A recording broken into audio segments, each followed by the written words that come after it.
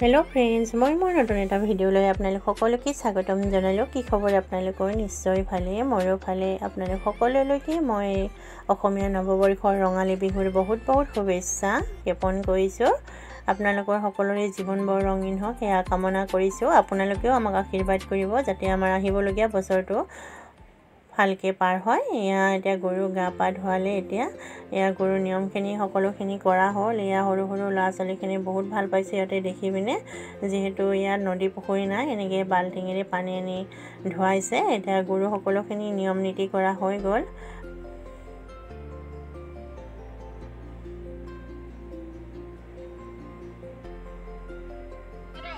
লাউ খা বেঙেনা খা এনেকৈ নিয়মখিনি কৰিছে।